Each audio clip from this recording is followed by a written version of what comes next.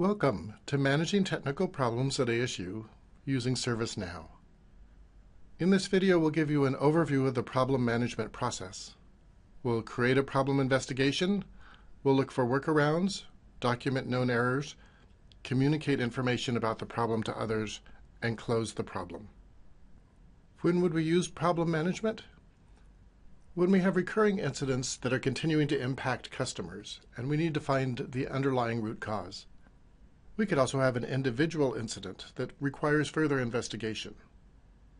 Our goal is to keep the infrastructure stable, find the underlying issues so that incidents can be stopped, provide workarounds for immediate response to incidents, and identify solutions to prevent further problems. There are two other ServiceNow modules that relate to the problem management module, and they are incident and change. When we have one or more incidents that we want to find the root cause for, then we'll open a problem record, and we'll do that investigation. We'll find the root cause, find the solution for it. If that solution is one that we can implement, then we'll manage that through the change management process. Let's do a quick compare and contrast between incident and problem. In an incident, you have a named contact. Some customer has been inconvenienced. In problem, there is no such named contact. It's just a description of the problem and the investigation. In the incident, we need to fix the problem as soon as possible. There's a service level agreement somewhere between 4 hours and 5 days. On the problem side, we're investigating, finding root causes, finding solutions, so the timeline can be longer than an incident, and often a problem record is started after incidents are closed. For an incident, you can link them together as parent and children if they're about the same event. While you can't link problems together, you can identify which incidents are being investigated in the problem record. Let's take a look at the problem lifecycle. The problem investigation starts and a record is created. As we're looking for the root cause, we might find a workaround, something that can immediately put people back online, and we can document that in the problem record. Through further investigation, we'll find the root cause, the underlying issue that's causing the incidents, and a solution. If we want to implement that solution, then we'll submit that through the change module. The solution will be implemented, and then we can close the problem record. Sometimes there won't be a solution. Either we can't find the root cause, we can't find a solution, or the solution that we find is too expensive or not the right time to implement. And so we have a no solution implemented scenario. In that case, we document the workaround in the problem record, and then we mark it as a known error. It will be listed in the known error list in the problem application, and people can go there to find the workaround so that as further incidents pop up that are similar to that problem, then they can use that information in the workaround to solve future incidents. There's a state for the problem record as it goes through the life cycle. Notice that for the first 4 steps, the state is open. And if we move the problem into the change management module, the state goes to pending change, and then the state will go to close resolved once the solution is implemented. If no solution is implemented, the problem record just stays in the open state. So how do we detect problems at ASU? We can be proactive, like looking at trend analysis of historical incidents, or maybe a supplier will notify us of an upcoming patch. Oftentimes we might be reactive.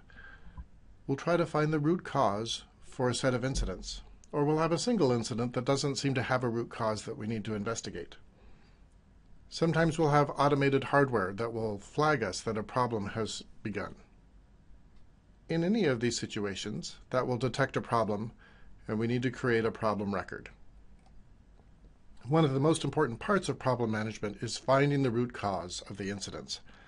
Root causes are underlying all of the incidents. They're identifiable, specific, controllable, and they allow for the generation of recommendations.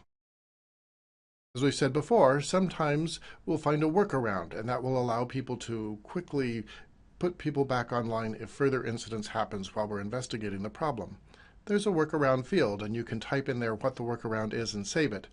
And the people that know about this problem record can look there for information about providing a workaround.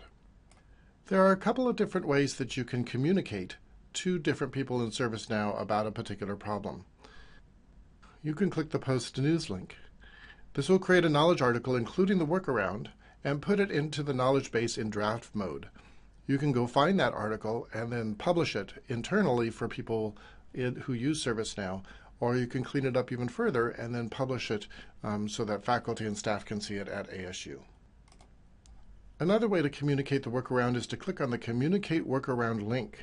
And when you do that, it'll send text from the problem's workaround field to the additional comments and activity sections of any incidents that you've related to the problem.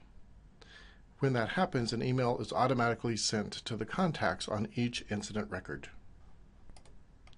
All right, so let's talk about you found a solution and now you want to move it into the change module. Let's see how that happens. Once you've identified a solution and you've written that into the problem record, then you can right-click on the banner and select Create Change. What that will do is put the record into the state of pending change, and it will create a change record in the change management area of ServiceNow to be worked in order to implement the solution. Once the solution is implemented through change management, you can come back into the problem record. To close it, you'd right-click on the header and click Close Problem. The problem state will be set to Closed Resolved. You'll need to enter closed notes in the Closed Notes field, and then you can also create a knowledge article directly from the problem by clicking that checkbox, or you can go to the knowledge base directly and create your own. So let's see what to do if there isn't a solution or we're not going to implement one. If we're not going to implement a solution, we just make sure that we have a good workaround in the workaround field. We make sure all tasks are closed and the documentation is complete. We leave that in the state of open, and then we click on the Known Errors checkbox. So that's an overview of the problem management process. Please take a look at the short video demonstrations about how to actually use ServiceNow in order to implement each of these steps.